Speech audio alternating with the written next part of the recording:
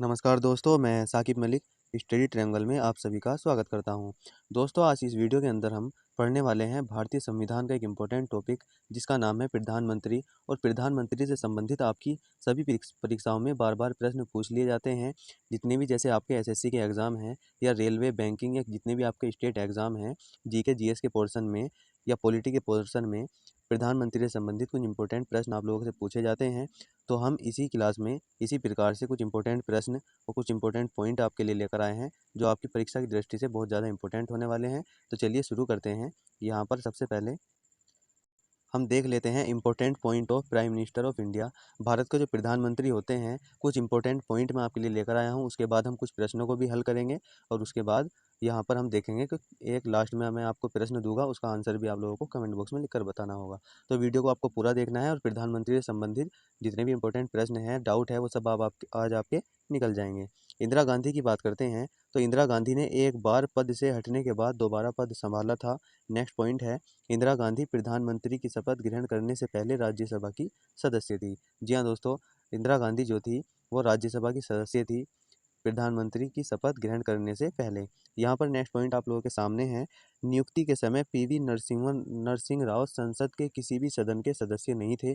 जी हाँ दोस्तों, प्रधानमंत्री की जब नियुक्ति की जाती है तो वह लोकसभा के बहुमत दल का नेता होता है। तो यहाँ पर जो एक इम्पोर्टेंट नाम आता है पीवी नरसिंह राव का, यह संसद के किसी भी सदन के सदस्य नहीं थे, लेकिन इनके कुछ टारगेट दिया जाता है किसी टाइम का, उसमें इनको अपनी सदस्यता सिद्ध करनी होती है।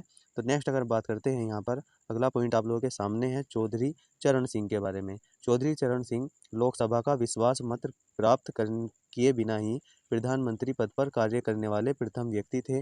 नेक्स्ट पॉइंट यहाँ पर है, इंदिरा गांधी दूसरी अवधि के लिए प्रधानमंत्री बनी। जी हाँ दोस्तों, इंदिरा गांधी जो है दोबारा जब प्रधानमंत्री बनी तो वो अवधि आप लोगों को यहाँ पर देख लेनी है। सन 1980 से 1984 तक प्रधानमंत्री बनी थी इंदिरा गांधी, जो कि दूसरी बार बनी थी, ये आपको याद कर लेना है। नेक्स्ट पॉइंट यहाँ पर है, पंडित जवाहरलाल नेहरू प्रधानमंत्री पद पर सबसे अधिक समय तक आसीन रहे। जी हाँ दोस्तों, जो पंडित जवाहरलाल नेहरू हैं वह प्रधानमंत्री के पद पर सबसे अधिक समय पर रहे थे, ये आपको याद कर लेना है। और नेक्स्ट यहाँ पर है, प्रधानमंत्री पद पर किसी एक कार्यकाल के लिए सबसे कम समय के लिए सबसे अधिक अगर समय की बात करते हैं तो पंडित जवाहरलाल नेहरू हो जाएंगे, और सबसे कम समय के लिए की बात करें तो अटल बिहारी वाजपेयी जो है सबसे कम समय के लिए कार्यकाल के लिए रहे हैं। प्रथम गैर कांग्रेसी प्रधानमंत्री की बात करें जो कांग्रेस से नहीं थे, तो इसका आपका राइट आंसर हो जाएगा मोरारजी देसाई, जो है प्रथम गैर कांग्रेसी प्रधानमंत्री थे। नेक्स्ट यहाँ पर है, सबसे कम उम्र में प्रधानमंत्री पद पर आसीन होने वाले व्यक्ति कौन है? राजीव गांधी जो है सबसे कम उम्र में प्रधानमंत्री के पद पर आसीन होने वाले व्यक्ति हैं। नेक्स्ट यहाँ पर है, सबसे अधिक उम्र में प्रधानमंत्री पद पर आसीन होने वाले व्यक्ति मोरारजी देसाई हैं। अगला पॉइंट यहाँ पर है, प्रधानमंत्री पद से पद त्याग करने वाले व्यक्ति मोरारजी देसाई हैं। जी हाँ दोस्तों, जिसने अपने पद त्याग कर दिया था वह जो है मोरारजी देसाई हैं। नेक्स्ट यहाँ पर है, प्रथम प्रधानमंत्री जिनके विरुद्ध लोकसभा में अविश्वास प्रस्ताव लाया गया था तो वह थे जवाहरलाल नेहरू। बहुत ज़्यादा इंपॉर्टेंट पॉइंट है, आप लोगों को याद कर लेना है। नेक्स्ट यहाँ पर है, लोकसभा चुनाव में पराजित होने वाली प्रथम प्रधानमंत्री इंदिरा गांधी है। जी हाँ दोस्तों, लोकसभा के चुनाव में सबसे पहली बार जो पराजित हुई वह कौन थी? वह पहली ऐसी प्रधानमंत्री थी जिसका नाम है इंदिरा गांधी। नेक्स्ट यहाँ पर है, प्रथम पूर्णतः गैर कांग्रेसी प्रधानमंत्री कौन बने? अगर पूर्णतः गैर कांग्रेसी प्रधानमंत्री की बात करते हैं तो अटल बिहारी वाजपेयी बने, और आपको पूर्णतः ना देकर सिंपल बोल दे कि गैर कांग्रेसी प्रधानमंत्री कौन बने तो मोरारजी देसाई आप लोगों को याद कर लेना है। नेक्स्ट यहाँ पर है, भारत के प्रथम सिख प्रधानमंत्री कौन बने थे? तो आप सभी लोग जानते होंगे मनमोहन सिंह जो है भारत के पहले सिख प्रधानमंत्री थे। नेक्स्ट यहाँ पर है, जो अटल बिहारी वाजपेयी थे वे प्रधानमंत्री द्वारा प्रस्तुत प्रस्ताव पर अब तक की सबसे लंबी बहस लोकसभा में चली है। जी हाँ दोस्तों, जो प्रधानमंत्री पर जो प्रस्ताव होता है उस पर जो बहस चलती है वो सबसे लंबी बहस अटल बिहारी वाजपेयी के समय पर चली है। अब तक अगर बात करते हैं, पद पर रहते हुए 3 प्रधानमंत्रियों की मृत्यु हो चुकी है और उन तीनों का नाम आपके सामने है, जवाहरलाल नेहरू, लाल बहादुर शास्त्री और इंदिरा गांधी। इन तीनों की मृत्यु पद पर रहते हुई है, तो ये आपको याद कर लेना है। तो चलिए क्वेश्चन की तरफ पढ़ते हैं। पहला प्रश्न आप लोगों के सामने है। दोस्तों, कुछ इंपॉर्टेंट पॉइंट ये मैं आपके लिए लाया था जो बहुत ज़्यादा जरूरी है आपकी परीक्षा की दृष्टि से और बार बार आपसे मालूम भी किया जाता है, तो आप लोगों को इन सभी पॉइंटों को रट लेना है। और यहाँ पर अब हम क्वेश्चन के माध्यम से कुछ इंपॉर्टेंट प्रश्न रह गए हैं उनको कवर करेंगे। सबसे पहला प्रश्न आप लोगों के सामने है, भारत में प्रधानमंत्री की नियुक्ति कौन करता है? अगर भारत में प्रधानमंत्री की नियुक्ति की बात करते हैं तो आप सभी लोग जानते होंगे प्रधानमंत्री की नियुक्ति राष्ट्रपति महोदय करते हैं। तो ऑप्शन नंबर ए इसका सही आंसर हो जाएगा। नेक्स्ट यहाँ पर है प्रश्न नंबर 2 आप लोगों के सामने, प्रधानमंत्री को उसके पद की गोपनीयता की शपथ कौन दिलाता है?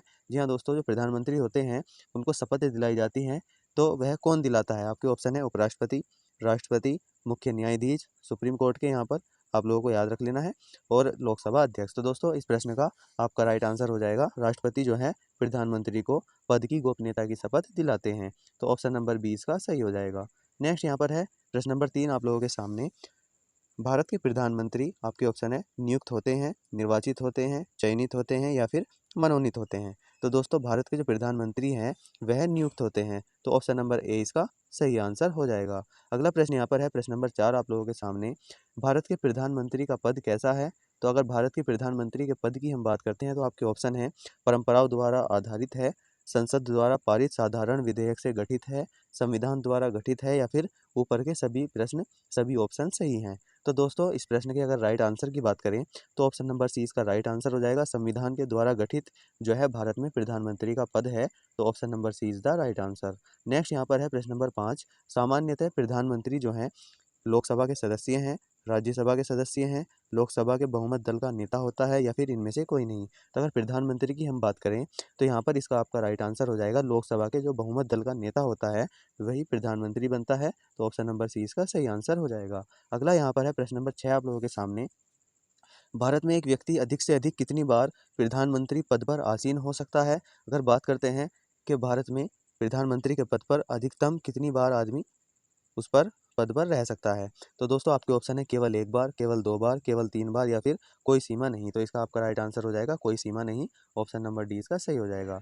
नेक्स्ट यहाँ पर है प्रश्न नंबर 7, भारत में शक्तियों का प्रमुख उभरता केंद्र कौन है? अगर भारत में शक्तियों के उभरते केंद्र की बात करते हैं तो यहाँ पर आपका राइट आंसर हो जाएगा प्रधानमंत्री जो है भारत में शक्तियों का उभरता केंद्र है, option number C is the right answer. Next यहाँ पर है प्रश्न नंबर 8, दोस्तों अगर आपको क्लास अच्छी लग रही है तो हमारी वीडियो को आपको लाइक ज़रूर कर देना है और हमारे चैनल को भी सब्सक्राइब कर देना है, क्योंकि अगर आप किसी भी इम्पोर्टेंट या गवर्नमेंट एग्ज़ाम की तैयारी कर रहे हैं तो ये क्लास आपके लिए बहुत ज़्यादा ज़रूरी है और आने वाली वीडियो भी आपके लिए बहुत ज़्यादा ज़रूरी होने वाली है। तो इसलिए चैनल को सब्सक्राइब कर लेना और बेल आइकन को भी दबाकर रखना, जिससे हम नई वीडियो डालें तो आपके पास नोटिफिकेशन आ जाए। तो यहाँ पर आपका प्रश्न है निम्न में से कौन लोकसभा का नेतृत्व करता है? अगर लोकसभा के नेतृत्व की बात करते हैं या लोकसभा का नेता कौन है, इस प्रकार से इस प्रश्न को आप बना सकते हैं। तो आपके ऑप्शन है लोकसभा अध्यक्ष, राष्ट्रपति, उपराष्ट्रपति या फिर प्रधानमंत्री। तो दोस्तों इस प्रश्न का आपका राइट आंसर हो जाएगा प्रधानमंत्री, option number D is the right answer. Next यहाँ पर है प्रश्न नंबर 9, संघीय मंत्रिपरिषद का अध्यक्ष कौन होता है? जी हाँ दोस्तों, लोकसभा को ही हम संघीय मंत्रिपरिषद के नाम से जानते हैं, ये बात आपको नोट कर लेनी है। और इसके अध्यक्ष मैंने आप लोगों को अभी बताया प्रधानमंत्री जी होते हैं, तो option number B is the right answer हो जाएगा। नेक्स्ट यहाँ पर है नीति आयोग का अध्यक्ष कौन होता है? जी हाँ दोस्तों, नीति आयोग की अगर हम बात करते हैं तो नीति आयोग के अध्यक्ष कौन होते हैं? तो आप सभी लोग जानते होंगे प्रधानमंत्री जो है नीति आयोग के अध्यक्ष होते हैं, तो option number A is the right answer. आप लोगों को कमेंट बॉक्स में नीति आयोग की फुल फॉर्म और नीति आयोग की स्थापना कब हुई थी ये लिखकर जरूर बताना है। नेक्स्ट यहाँ पर है प्रश्न नंबर 11, आमतौर पर भारत के प्रधानमंत्री किस सदन के सदस्य होते हैं? अगर यहाँ पर प्रधानमंत्री के सदन की बात करते हैं तो आपके ऑप्शन है संसद के सदस्य होते हैं, लोकसभा के सदस्य होते हैं, राज्यसभा के सदस्य होते हैं या फिर किसी के नहीं होते हैं? तो दोस्तों यहाँ पर इसका राइट आंसर हो जाएगा जो प्रधानमंत्री होते हैं वे लोकसभा के सदस्य होते हैं, option number B is the right answer. Next यहाँ पर है प्रश्न नंबर 12, संसदीय तंत्र में वह व्यक्ति प्रधानमंत्री पद के लिए चुना जाता है जो निम्न का नेता होता है। जी हाँ दोस्तों, प्रधानमंत्री पद के लिए चुना कौन जाता है आप लोगों को यहाँ पर बताना है। आपके ऑप्शन है उच्च सदन में बहुमत दल, उच्च सदन में अल्प दल, निम्न सदन में बहुमत दल या फिर इनमें से कोई नहीं। तो दोस्तों जो निम्न सदन में बहुमत दल का नेता होगा वही प्रधानमंत्री पद के लिए चुना जाता है, और निम्न सदन आप सभी लोग जानते होंगे लोकसभा को हम कहते हैं, option number C is the right answer. Next यहाँ पर है प्रश्न नंबर 13, मंत्रिमंडल जिसको हम संघीय मंत्रिमंडल भी बोलते हैं या लोकसभा भी बोलते हैं, इसकी बैठक की अध्यक्षता कौन करता है? अगर यहाँ पर बैठक की अध्यक्षता की बात करते हैं तो यहाँ पर प्रधानमंत्री जो है इसकी अध्यक्षता करते हैं, option number A is the right answer. अगर संयुक्त अधिवेशन या संयुक्त बैठक की अध्यक्षता की बात करते हैं तो फिर उसका आपका राइट आंसर हो जाएगा लोकसभा अध्यक्ष। नेक्स्ट यहाँ पर है प्रश्न नंबर 14, प्रधानमंत्री की नियुक्ति राष्ट्रपति करता है, यह किस अनुच्छेद में वर्णित है? अगर प्रधानमंत्री की नियुक्ति की बात करते हैं तो प्रधानमंत्री की नियुक्ति का कौन सा अनुच्छेद है आप लोगों को बताना है। तो इसका आपका राइट आंसर हो जाएगा अनुच्छेद 75 में प्रधानमंत्री की नियुक्ति के बारे में भारतीय संविधान में बताया गया है, तो option number C is the right answer. Next यहाँ पर है प्रश्न नंबर 15, भारत के प्रधानमंत्री पद के लिए उम्मीदवार की कम से कम उम्र कितने वर्ष होनी चाहिए। अगर यहाँ पर प्रधानमंत्री पद के लिए अगर उम्मीदवार की बात करें तो कम से कम उम्र की यहाँ पर 25 वर्ष कम से कम प्रधानमंत्री पद के लिए न्यूनतम आयु आप लोगों की होनी चाहिए। तो option number A is the right answer, option number A इसका सही हो जाएगा। नेक्स्ट यहाँ पर है प्रश्न नंबर 16, प्रधानमंत्री कौन बनता है। अगर प्रधानमंत्री की बात करते हैं तो प्रधानमंत्री कौन बनता है, आपके ऑप्शन है लोकसभा में बहुमत दल का नेता, सर्वाधिक उम्र का सांसद, राष्ट्रपति जी जिसको बनाना उचित समझे, या फिर इनमें से कोई नहीं। तो दोस्तों आप सभी लोग जान भी गए होंगे, लोकसभा में जो बहुमत दल का नेता होता है वही प्रधानमंत्री बनता है। तो ऑप्शन नंबर ए इसका सही आंसर हो जाएगा। नेक्स्ट यहाँ पर है प्रश्न नंबर 17, जो कि बहुत ज़्यादा इंपॉर्टेंट है आपकी परीक्षा की दृष्टि से। लोकसभा में विश्वास मत प्राप्त किए बिना ही प्रधानमंत्री के पद पर आसीन रहने वाले व्यक्ति कौन थे। आपके ऑप्शन है चौधरी चरण सिंह, मोरारजी देसाई, इंदिरा गांधी या फिर मनमोहन सिंह। तो दोस्तों इस प्रश्न का आपका राइट आंसर हो जाएगा चौधरी चरण सिंह जो थे वो विश्वास मत प्राप्त किए बिना ही प्रधानमंत्री के पद पर आसीन हो गए थे। तो option number A is the right answer. Next यहाँ पर है प्रश्न नंबर 18, जवाहरलाल नेहरू के निधन के पश्चात किसने प्रधानमंत्री पद ग्रहण किया था। जी हाँ दोस्तों, जब पंडित जवाहरलाल नेहरू का निधन हुआ उसके पश्चात किसने प्रधानमंत्री के पद को ग्रहण किया। आपके ऑप्शन है लाल बहादुर शास्त्री, इंदिरा गांधी, गुलजारी लाल नंदा या फिर मोरारजी देसाई। तो दोस्तों इस प्रश्न का आपका सही आंसर हो जाएगा गुलजारी लाल नंदा जी ने प्रधानमंत्री पद को ग्रहण किया था। ऑप्शन नंबर सी इसका सही हो जाएगा। नेक्स्ट यहाँ पर है प्रश्न नंबर 19, जो कि आपका सेकंड लास्ट प्रश्न है। संसदीय शासन प्रणाली में वास्तविक कार्यपालिका शक्ति किसके हाथ में होती है। अगर संसदीय शासन प्रणाली की बात करते हैं तो वास्तविक में जो कार्यपालिका की शक्ति होती है वह किसके हाथ में होती है, वह प्रधानमंत्री के हाथ में होती है। तो इसका आपका राइट आंसर हो जाएगा दोस्तों प्रधानमंत्री, ऑप्शन नंबर बी इसका सही हो जाएगा। नेक्स्ट यहाँ पर है प्रश्न नंबर 20, संसदीय शासन प्रणाली सर्वप्रथम किस देश में विकसित हुई। आपके ऑप्शन है इंग्लैंड, अमेरिका, ऑस्ट्रेलिया या फिर कनाडा। दोस्तों इस प्रश्न का आंसर आपको कमेंट बॉक्स में लिखकर जरूर बताना है कि संसदीय शासन प्रणाली सर्वप्रथम किस देश में विकसित हुई थी। तो यहाँ पर आप लोगों को कमेंट बॉक्स में लिखकर बताना है। और वीडियो को अगर आप यहाँ पर देख रहे हैं तो वीडियो को लाइक और शेयर जरूर कर देना है। और हमारे चैनल पर अगर आप पहली बार विजिट कर रहे हैं तो चैनल को सब्सक्राइब जरूर कर देना। और वीडियो को देखने के लिए बहुत बहुत धन्यवाद। अगर आपको कोई क्वेश्चन हो तो आप कमेंट बॉक्स में लिखकर मालूम कर सकते हैं।